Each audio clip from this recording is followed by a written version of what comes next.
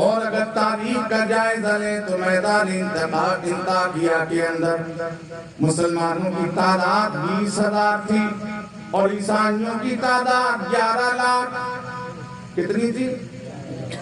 انطاکیہ کے میدان میں 11 لاکھ عیسائی اور 11 لاکھ میں سے 1 لاکھ فوجی ایسے تھے جو پورے لوہے میں غرق تھے، صرف آنکھیں دکھتی تھیں، باقی پورا جسم لوہے میں چھپا ہوا تھا.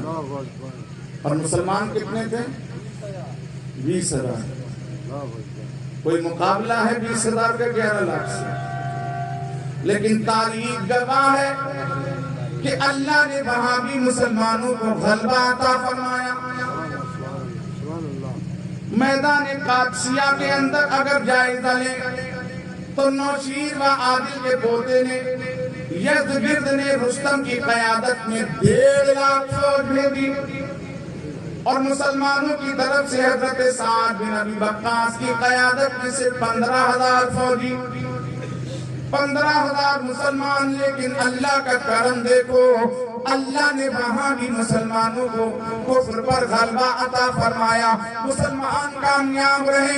آپ اپنے ماضی کو پڑھیں، اپنی تاریخ اٹھا کر کے دیکھیں، اپنے اسلاف کی ہسٹری پڑھیں تو تمہیں پتا چلے گا ہر جگہ ہر میدان میں تمہاری تاریخ بولتی ہے کہ تم کم پائے گئے. تمہاری تعداد ہر میدان میں کفر کے مقابلے کم رہی، باطل کے مقابلے کم رہی. لیکن اگر تاریخ کو پڑھو اور میدان کو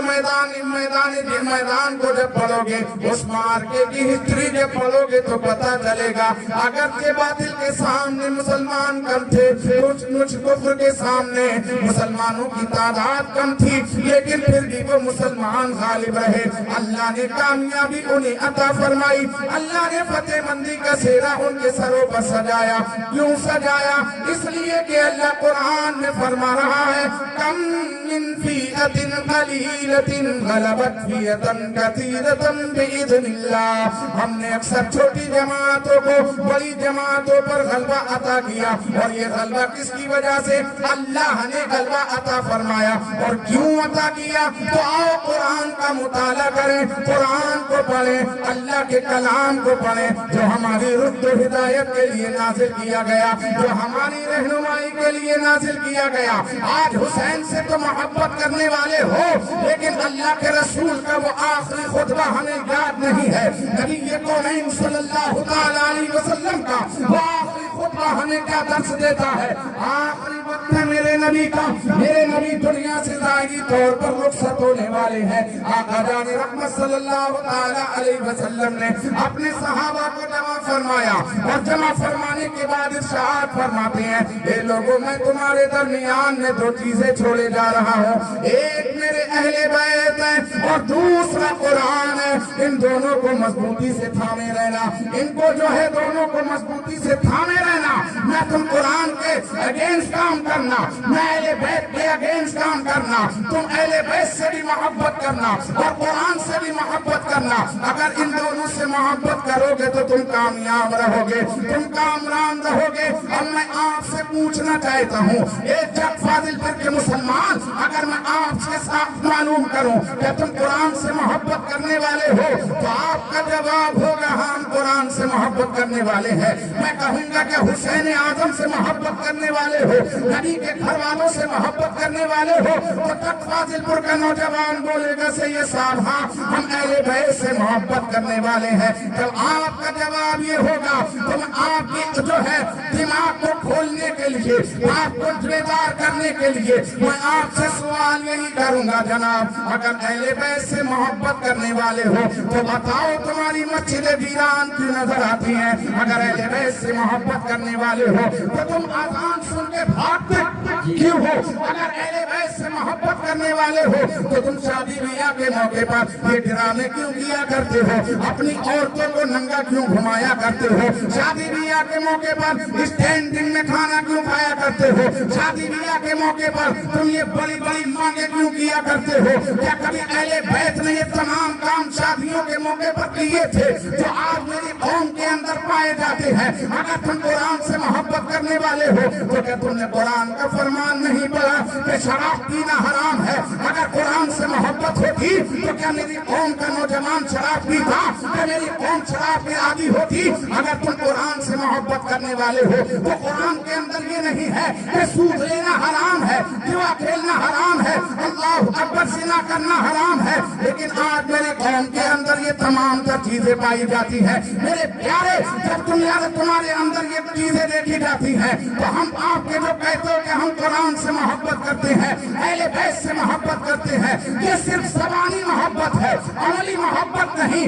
اگر زبانی محبت کے ساتھ ساتھ اس محبت کو عملی جامہ پہنا دیا جائے، یعنی قرآن سے جو محبت کا دعویٰ ہے اس محبت کو اگر سچا کرنا ہے تو قرآن میں اللہ نے جو حکم نافذ کیے ہیں، جو قرآن میں اللہ نے آدیش دیا ہے، جو قرآن میں اللہ نے حکم نافذ کیا ہے، ان حکموں پر ہر مسلمان کو عمل کرنا ضروری ہوگا۔ اور میرے پیارے، جو اہل بیت نے، جو نبی کونین کے گھر والوں نے اپنی زندگی ہمارے سامنے پیش کی ہے، اس زندگی اہل بیت کی اپنے سامنے رکھ کے ہمیں اپنے نصیب و فلاح سنبھالنا ہوں گے، ہمیں اپنے قول و فعل کو سنبھالنا ہوگا، اپنے طور و طریقہ کو بدلنا ہوگا۔ ہمارا طریقہ، ہماری زندگی کے رسم و رواج، ہماری زندگی کے چال و چلن، ہمارا اٹھنا بیٹھنا جب اہل بیت کے طریقے سے ملے گا، ہماری زندگی کے مشغلے جب قرآن کے مطابق ہوں گے تو قسم خدا کی قرآن کی یہ آیت آپ کی کامیابی کی شہادت دے رہی ہے۔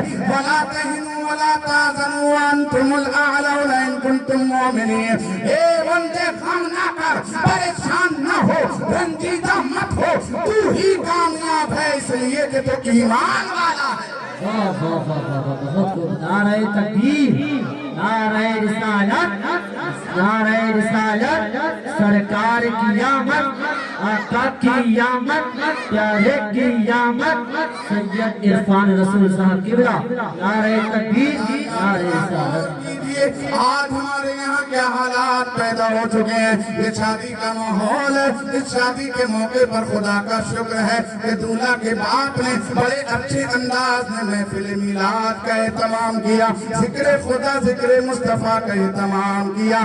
انشاءاللہ اس کی برکتیں دولہا کو بھی ملیں گے، اس کی برکتیں دلہن کو بھی ملیں گے، لیکن میں اپنے قوم کو، اپنے سماج کو ایک میسج دینے کی کوشش کرتا ہوں۔ آج ہمارے گھروں کے اندر ہم دیکھیں، اللہ اکبر، آج زمین کے پردے پر نظر ڈالیں اور دونائیں تو دیکھیں، آج زنا عام ہوتا چلا جا رہا ہے، زنا اتنا سستا ہو چکا ہے، اللہ اکبر، اس سے بچنا لوگوں کو بہت مشکل ہو چکا ہے۔ اور آج نکاح کے لیے لوگوں کو پریشانی ہوتی ہے، اگر کوئی اپنی بیٹی کی شادی کرنے کے لیے چلے تو 100 بار سوچتا ہے، اگر کوئی بیٹی کی شادی کرنے کے لیے چلے تو 100 بار ماں باپ کو سوچنا پڑتا ہے کہ ہم اپنی بیٹی کی شادی تو کرنا چاہتے ہیں لیکن شادی کے اسباب کہاں سے لائیں، شادی کی ضرورتیں پوری کیسے کریں۔ ایک باپ اپنے بیٹے کا نکاح کے لیے چلے تو وہ بھی ہو جاتا ہے کہ اپنے بیٹے کی شادی تو کرنا چاہتا ہوں، نکاح تو کرنا چاہتا ہوں، لیکن نکاح کے اسباب کہاں سے پیدا کروں۔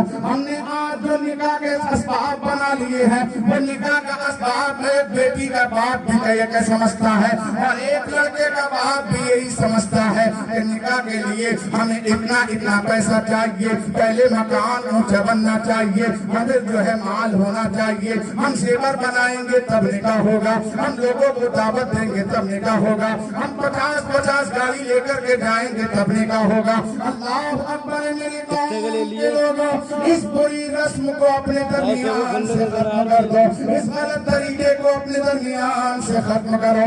عزیزان ملت اسلامیہ، آج میرے سماج کے اندر نکاح کے موقع پر یہ بہت بڑی غلطی داخل ہو چکی ہے۔ اللہ اکبر، آج بڑے غریب کی بیٹیاں جو ہے بغیر نکاح کے بیٹھی ہوئی ہیں، اللہ اکبر، عمر دراز ہوتی چلی جا رہی ہے، عمر نکلتی چلی جا رہی ہے، لیکن نکاح کرنے کے لیے کوئی تیار نہیں ہوتا۔ اگر نکاح کی دعوت دی جاتی ہے تو لوگ یہ کہہ کر ٹال دیتے ہیں، جناب والا تمہاری بیٹی غریب ہے، تم غریب ہو، ہمارے بیٹے کو کیا دے سکتے ہو۔ اللہ اکبر، ہمیں تو یہ چاہیے، یہی وجہ ہے کہ آج جو زنا پھیل رہا ہے، آج جو زنا جیسا گناہ آج کونے کونے میں پھیلتا چلا جا رہا ہے، آپ کی بستی کے اندر بھی یہ چیز عام ہوگی، آپ شہروں کے اندر अंदर भी ये चीज आम है। क्यों? आप जानते हो क्यों जिना इतना कम ज्यादा हो रहा है?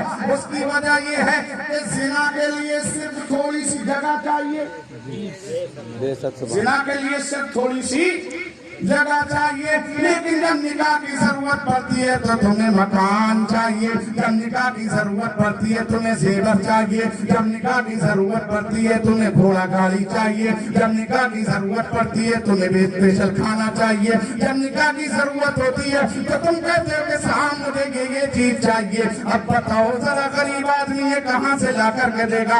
इसलिए हम कहते हैं कि खराबी और किसी में नहीं है, बल्कि खराबी मेरी कौम के अंदर आ चुकी है। अगर कोई जिना के रास्ते पर चलता है तो इस रास्ते को खोलने वाला कौन है? मेरे नबी ने निकाह को आसान बनाया है। और कितना आसान बनाया है लोगों सुनो, मेरे नबी ने फरमाया निकाह का खर्च बेटी वाले के ऊपर जर्रा बराबर नहीं है। बेटी के ऊपर, बेटी वाले के घर पर निकाह का खर्च बिल्कुल भी। निकाह के लिए छुआरे लाए तो दूल्हा, निकाह के महर देना है तो दूल्हा को, और लड़की के लिए कपड़े निकाह के लाना है तो वो दूल्हा की जिम्मेदारी। लड़की वालों के लिए न खाने के लिए मैं कि तुम खाना बना के खिलाओ, कोई भी आदेश लड़की वालों के लिए नहीं है। लेकिन आज क्या है, पूरी डांका डाला जाता है, बारात नहीं जा रही है, ऐसा लगता है लुटेरे जा रहे हैं, लुटेरे। डांका दिन दहाड़े डांका डालना है लड़की वालों के लिए, दिन दहाड़े। डकैत तो रात में डालते थे, लेकिन आज कौम मुस्लिम का हाल हो चुका है, बारात के नाम पे अपनी कौम के गरीब को लूटने पे लगे हैं। और अगर जरा भी कमी रह गई तो यूं ही सुसर बिखरा पड़ा है, संदीप बिखर गए, लेट गए कि तुमने नाक कटवा दी, तुमने हमारी नाक कटवा दी। इतने आदमी बुलाने की ताकत नहीं थी तो क्यों बुलवा लिए थे? अम्मा यार तुझे सोचना चाहिए था, तूने इस बाप की बेटी को जो है अपने बेटे के लिए चुना है, निकाह करने के लिए जा रहा है, किसी के खाना खाने के लिए नहीं जा रहा। सोचना चाहिए था, वो तेरा रिश्तेदार बन चुका, उसकी इज्जत तेरी इज्जत, उसकी इज्जत तेरी इज्जत है। तुझे भी चाहिए कि अपनी इज्जत के साथ साथ अपने रिश्तेदार की इज्जत की भी, लेकिन नहीं, वहां तो जरा भी कमी हो जाए वही मामला ही उल्टा हो जाता है। सरकार फरमाते हैं कि निकाह के वक्त जो भी काम है वो लड़की के घर वालों पर कोई देना जरूरी नहीं है, कुछ भी न दिया जाए, बल्कि सिर्फ क्या है, चंद लोग आए, मस्जिद में बैठे, वहां पर निकाह हो, और निकाह होने के बाद सारा खर्च लड़के के ऊपर है कि जब लड़का वापस जाए तो रात गुजरने के बाद में महर के पैसे अदा करे, और अदा करने के बाद में दूसरे दिन को क्या है वो वलीमा दे। और वलीमा भी अपनी हैसियत के मुताबिक दो, ये नहीं कि कर्जा कर लो। कर्जा एक दिन के अंबानी बनते हैं हमारे लोग, दुल्हनिया एक दिन के अंबानी बनते हैं, फूले नहीं समाते हैं, इतने फूल जाते हैं शेरवानी पहन के और ये खुशबू लगा के और साफा बांध के, ऐसा मन लगता है कि आज हमसे बड़ा बादशाह कोई नहीं। और जब निकाह